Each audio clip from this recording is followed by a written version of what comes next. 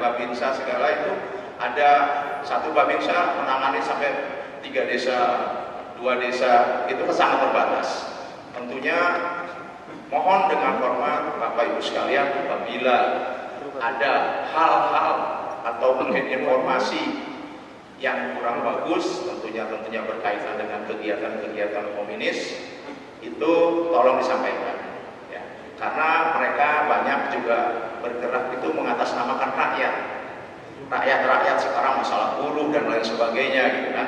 Nah ini yang diatasnamakan oleh mereka yang melaksanakan kegiatan itu.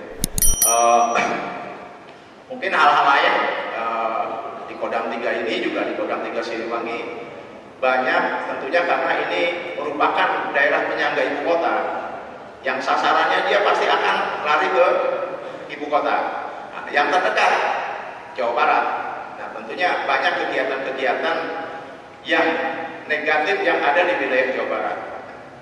Tentunya sekali lagi kami mohon dengan hormat Bapak Ibu sekalian untuk memberikan atau informasi kepada kami yang ada di Kodam 3. Tentunya insya Allah akan kita tindak lanjuti semua kegiatan-kegiatan itu, karena kami akan bergerak sesuai dengan tatanan hukum yang ada di negara kita ini. Mungkin demikian yang bisa kami sampaikan. Nanti selanjutnya banyak disampaikan oleh beliau. Nanti beliau ini tentunya lebih menguasai dan lebih, ya saya tahu Pak Gatot lebih segalanya. Beliau mantan Panglima TNI, menguasai seluruh Indonesia yang ada. Demikian yang bisa kami sampaikan. Kurang dan lebihnya kami mohon maaf. Wassalamualaikum warahmatullahi wabarakatuh. Takbir. Allahu Akbar. Baik, alhamdulillah. Terima kasih kepada Bapak Kolonel Kapolri Raden Ahmad Budiono yang telah menyampaikan kepada kita informasi bagaimana pola ya, komunis itu masuk ke tengah-tengah kita, sehingga tidak disadari, tanpa disadari ya, mungkin bisa saja orang dekat kita ya, tetangga, kerabat, alhamdulillah ya, terindikasi ke arah situ. Oleh karenanya kita dukung agar TNI selalu bersama rakyat. Takbir. Baik, kita akan masuki pembicara ketiga. Pembicara ketiga kami persilakan kepada Bapak Profesor Ahmad Mansur Suryanegara untuk menyampaikan mungkin dari sudut pandang sejarah ya, beliau penulis buku yang begitu fenomenal ya, Api Sejarah ya, meluruskan banyak sejarah Islam di Indonesia dan juga bagaimana perkembangan negeri kita sampai saat ini. Mangga kepada Bapak kami silakan.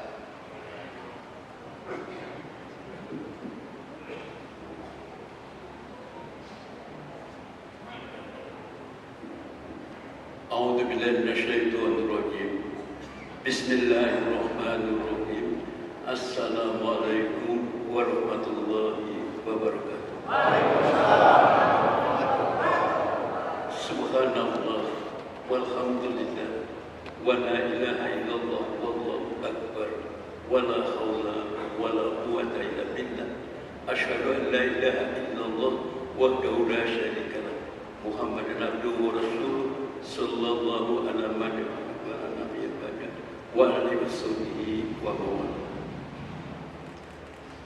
Saya hari ini terkejut yang luar biasa karena saya perkirakan PKI itu tidak ada yang berani melawan lagi, tapi ternyata ada gerak yang gerakan anti komunis, Masya Allah.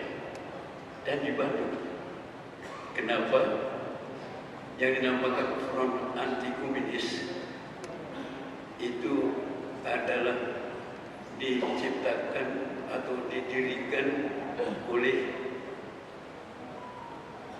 Bapak Ruslan Nurdin, pembangun masjid. Tapi saat itu bukan di sini. Front anti komunis itu ada di Jalan Ungkur yang sekarang menjadi markasnya Partai Berbintang. Di situ dan kemudian Front Anti Komunis itu pindah di depan kantor CCPKI, markas CCPKI. Pada waktu itu bukan lagi Pak Rusa, tapi oleh Kiai Haji Isa Hasan. Mengapa harus di depan kantornya atau markasnya PKI? Karena Kiai Haji Isa Hasan itu keponakan DNID. Jadi dua kantor itu, dua markas itu adalah bersaudara. Dua-duanya orang Minang. Pak Rusad juga orang Minang. Luar biasa. Ini masjid juga terkenal yang membangun orang Minang. Sebenarnya. Jadi kalau hari ini ada kebangkitannya di masjid yang dulunya dibangun oleh orang Minang, dan juga di sini ada front anti komunis yang dibangun orang Minang. Lalu saya terkejut karena kok ada lagi gerakan itu. Saya perkirakan sudah tidak ada yang berani melawannya lagi. Kita bisa melihat peristiwa yang sangat dahsyat. Baru saja kita tinggalkan bulan Maret, 11 Maret begitu. Super Semar membuat PKI tidak berkutik kembali. Tapi sekarang suasananya, jenderal-jenderal yang sudah dimasukkan di dalam lubang buaya itu tidak dianggap sebagai pahlawan lagi.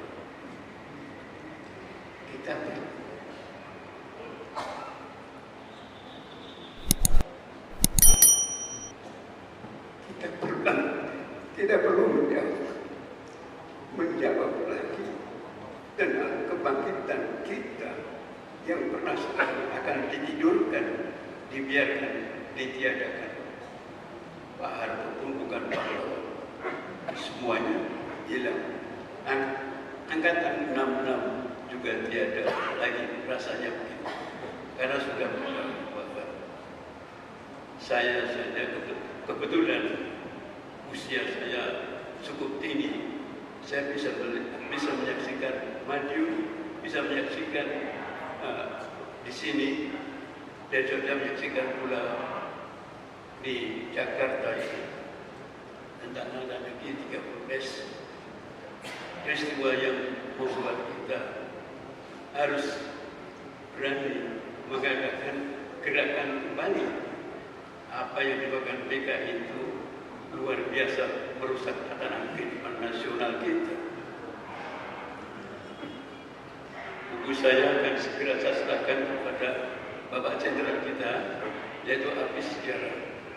Itu gambar-gambarnya itu tentang peristiwa bagaimana di Madiun, bagaimana di Jakarta. PKI itu tidak mau mengakui adanya pemberontakan. Ketika sekarang ini Ramadan, tanggal 9 Ramadan itu adalah ulang tahun ke-80 proklamasi. Tapi karena kita dinyabobokan dengan tanggal-tanggal Masehi, lalu kita lupa bahwa berkat rahmat Allah kemerdekaan kita itu harus kita syukuri tanggal 9 Ramadan. Lupa. Bendera merah putih kita bisa berkibar kembali. Indonesia Raya bisa dinyanyikan lagi tanggal 20 Ramadan. Tapi tahunnya 1364. Kalau ini 1363 itu mulai Indonesia Raya dilakukan, mulai dikibarkan. Kita sedih kalau merah putih tiada itu. Karena Pak, innallaha zawalul ardu. Allah itu mengingatkan Rasulullah, yaitu tentang dunia ini. Masa nikahan Dan Rasul diingatkan tentang timur dan barat. Allah Allah memberikan warna yang sangat indah, al-ahmar wal ahmar. Merah putih itu benar Rasulullah. Dalam arti sejarah saya tuliskan kembali karena dilupakan dengan adanya Yamin yang menuliskan Nabi sang merah putih itu bukan dari Rasulullah. Karena Yaminlah yang membuat kita yang mestinya yang mengadakan kesatuan Indonesia itu pemuda yang dinamakan Young Islamic World. Yang Islamic World itu adalah yang membuat gerakan-gerakan kita muda-muda itu untuk bisa mengibarkan merah putih, untuk bisa menyanyikan Indonesia Raya dan segala macam. Tapi begitu Belanda berusaha untuk bisa Islam harus dibendung, maka lalu upaya Cokro Minoto yang pertama menginginkan Indonesia merdeka, Indonesia berparlemen itu mulai diganggu, dan bagaimana supaya lebih bisa menghancurkan Islam itu pada waktu menggunakan yang namanya Budi Utomo. Lalu Budi Utomo melancarkan penghinaan kepada Nabi Muhammad SAW. Pada waktu itu di Pulau Jawa ini ada gerakan tentara Rasulullah. Itu luar biasa. Umat Islam mengadakan gerakan melawan karena dihinanya Nabi. Dan kemudian orang-orang yang pro pada Islam itu dituliskan cerita sejarahnya keliru. Pak Anies itu bapaknya Baswedan. Dia tidak pernah ikut dengan Budi Utomo, tapi dituliskan dia adalah membantu Budi Utomo. Ngomong kosong, nggak benar. Yamin itu penipu. Penipu sejarah. Jadi kita bisa melihat Yamin menuliskan sumpah yang dinamakan sumpah Bukit Barisan melahirkan Sriwijaya yang berdaya. Sumpah yang kedua adalah sumpah yang membuat adanya Mojopahi di Gajah Mada. Sumpah ketiga tidak ada Islam.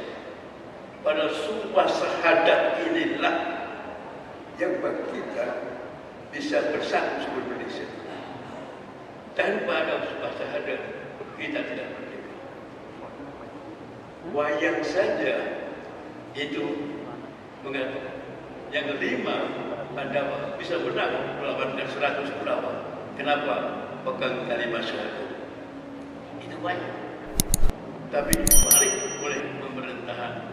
Karena sejarah ditulis oleh orang-orang seperti Yamin itu, maka kita kehilangan keislaman.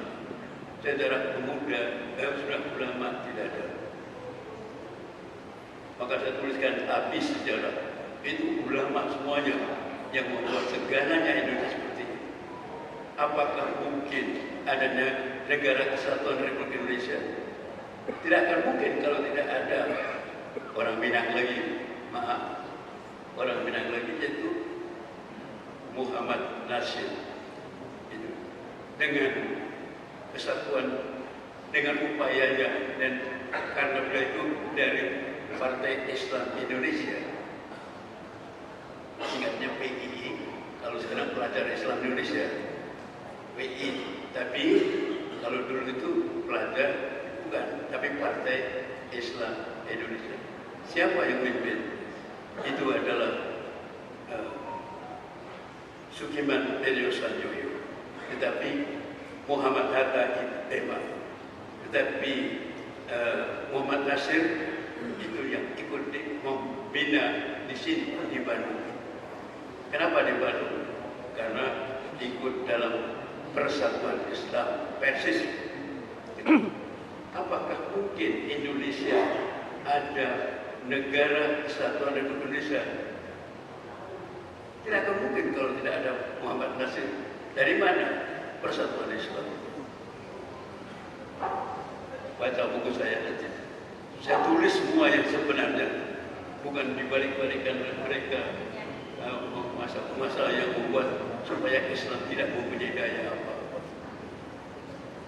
Nah, PKI itu kenapa bisa tumbuh di Indonesia? Ketika Cokro Aminoto itu S. Cokroaminoto, Haji Umar Syahid Cokroaminoto, beliau mengadakan kongres di mana? Di Bandung ini, Kongres Nasional Sentral Sarekat Islam, di mana gedungnya Gedung Merdeka, yang sekarang namanya Gedung Merdeka, depan Hotel Oman, sekarang menjadi Museum Konferensi Asia Afrika. Di situ Cokroaminoto membuat Indonesia merdeka.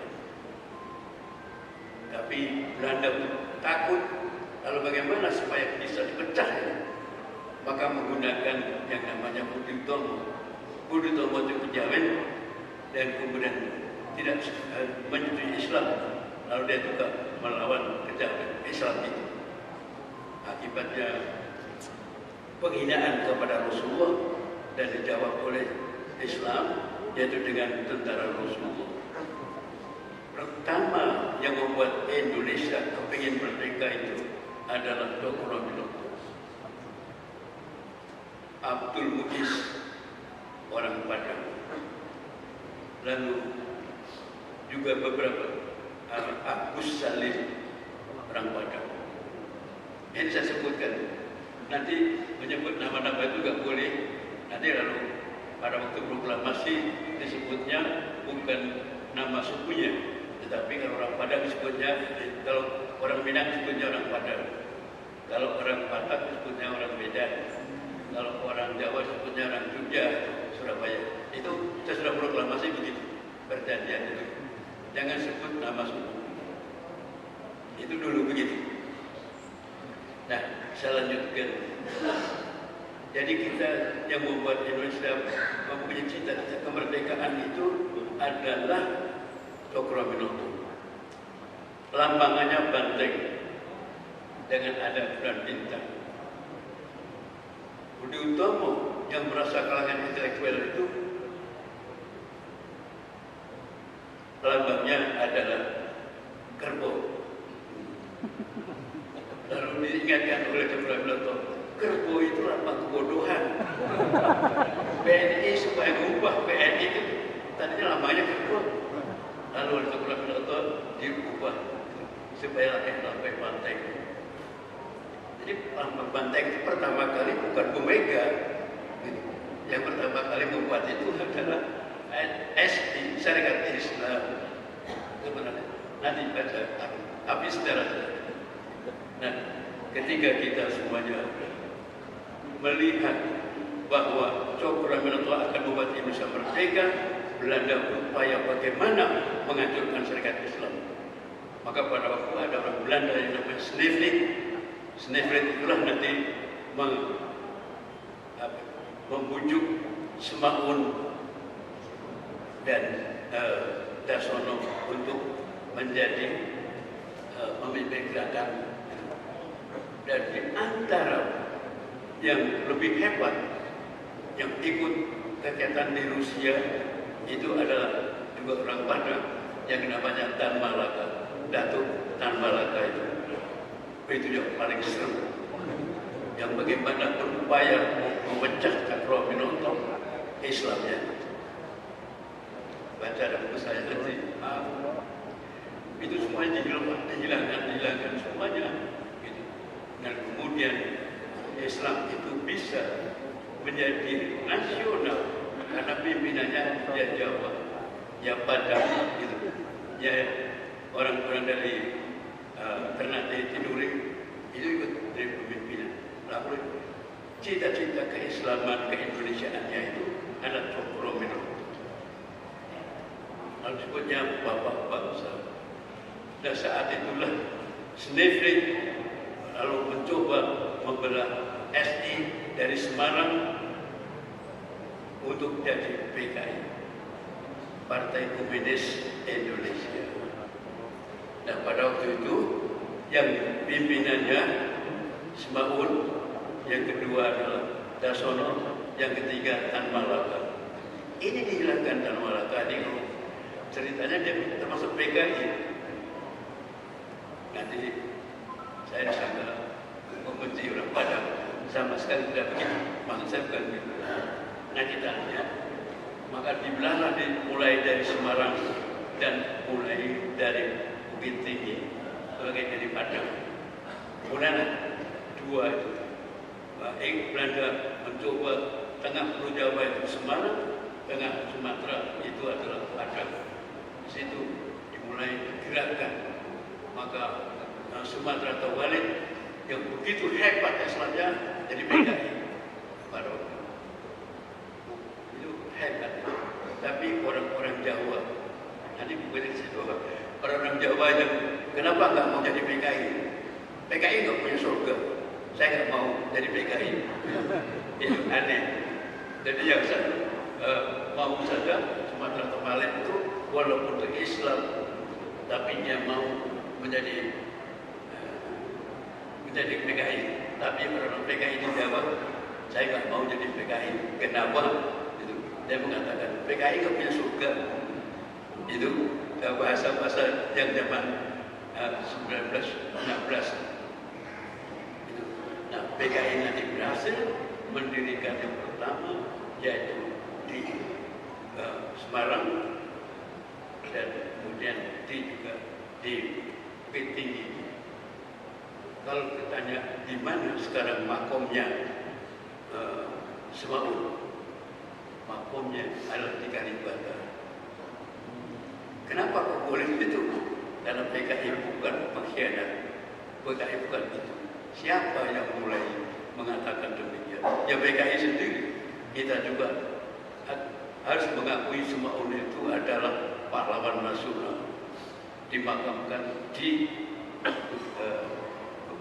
Kalibata. Luar biasa. Kalau Anda di sana melihat orang yang tidak pernah tahu percaya agama harus dimakamkan dengan cara Islam, itu kan aneh. Jadi itu PKI menipunya luar biasa sekali. Nah, kemudian kita bisa melihat pada waktu itu ada Perang Dunia Kedua. Perang Dunia Kedua itu dipimpin oleh Amerika, Inggris, Perancis, dan Rusia. PKI ikut kepada Rusia. Karena PKI itu ikut dengan Rusia, nanti bisa dilihat di Madiun didirikan itu negara itu Uni Soviet Madiun, bisa tahun 48. Bisa ingatkan lagi.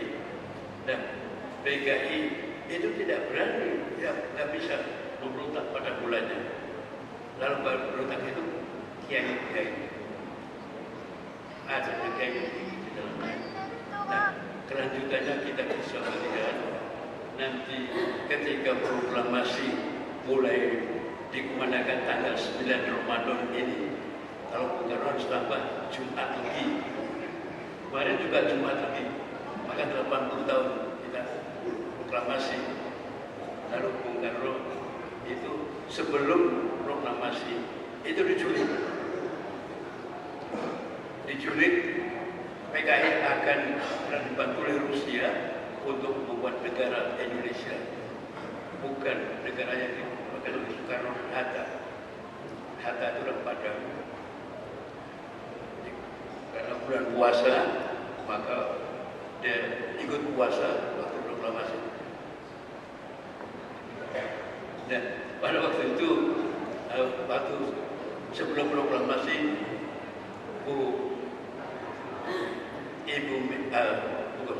Ibu Fatmawati dengan kulturnya masih banyak, dengan Bung Hatta, Bung Karno diculik. Tapi nanti bisa dia akan membuat proklamasi sendiri, ternyata tidak berhasil. Lalu nanti dibalikkan lagi dari Gasinglong ke Jakarta, memberikan proklamasi Bung Karno sedang puasa. Proklamasi itu puasa. Pak Hatta itu makan sahurnya dengan roti, bukan dengan nasi, ditulis. Itu cerita proklamasi. proklamasi yang sekarang ini 9 Ramadan ini. Dan sudah bacakan proklamasi, maka PKI itu berusaha keras. Pemberontakan yang pertama yang tidak diakui oleh PKI itu tanggal 12 Februari. Nah, kalau penculikan itu juga sudah pemberontakan, kudeta, tapi nggak berhasil. Lalu tanggal 12 Februari 46 berontak di bawah pimpinan Muhammad Yusuf. Namanya Muhammad Yusuf tapi PKI. Nanti kita lihat semuanya menggunakan agama. Lalu pemberontakan itu di Cirebon, itu diserbu oleh TNI, itu agak lupa namanya, dari Purwakarta dan gagallah itu. Dan waktu itu adalah dengan pasukannya Sindu. Kalau bapak dan ibu tahu Pesindu itu bajunya ya belum seragam, tapi di lehernya itu pasti ada warna merah, melilit ada lehernya, dan pedangnya itu besar, bukan bayonet, tapi pedang besar. Itu PKI. Saya lihat. Nah, pemberontakan di Cirebon itu nanti bisa digagalkan 12 Februari 1946. Itu tidak diakui di PKI karena gagal. Setiap yang gagal tidak diakui. Dan kemudian muncul lagi pemberontakan di ibu kota Republik Indonesia, tapi bukan Yogyakarta, tapi ada di Yogyakarta. Nah, yang diculik pada waktu itu adalah Perdana Menterinya, yaitu Sultan Syahrir. Itu juga orang Padang. Kalau kita saya lihat masa proklamasi itu orang Padang hebat-hebat. Ya jadi PKI atau dari itu. Nah, kemudian kita lanjutkan, itu gagal pada waktu tanggal 3 bulan tanggal 7 bulan 3 tahun 1946 di Jogja. Gagal karena gagal tidak diakui. Itu Tan Malaka yang pimpin. Ketika umat Islam mengadakan perlawanan terhadap antara Inggris dengan Nika di Surabaya, maka PKI itu mengumpulkan pada rapat tidak ikut sana. Tapi sejarah yang mengatakan pahlawan itu 10 November bohong, tidak ada itu, dia tidak ikut. Jadi kalau dia melihat sesuatu yang gagal tidak sendiri, dia tidak mau ikut mengakuinya. Tapi kalau ada hal-hal yang lain, Indonesia proklamasi, PKI yang paling depan. Lanjutannya kita bisa melihat nanti pemberontakan yang kedua itu dibiayai oleh Uni Soviet, maka dimulai PKI kudeta itu di Madiun. Kalau Bapak bisa melihat, ngeri sekali. Masjid itu diinjak-injak, Quran itu diinjak-injak. Kalau bisa melihat waktu itu, bagaimana PKI keren, orang kaget terlihat. Begini, semua kiai-kiai itu diangkut di luar kota. Itu PKI. Tidak ada PKI tidak kejam, pasti kejam.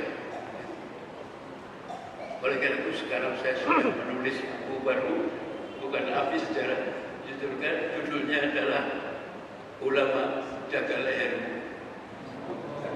Ini sebuah buku yang akan sekarang sedang saya rintis. Mudah-mudahan doa-doa para bapak-bapak ini itu buku akan segera saya terbitkan. PKI melulu, benar-benar ya, bagaimana PKI menghina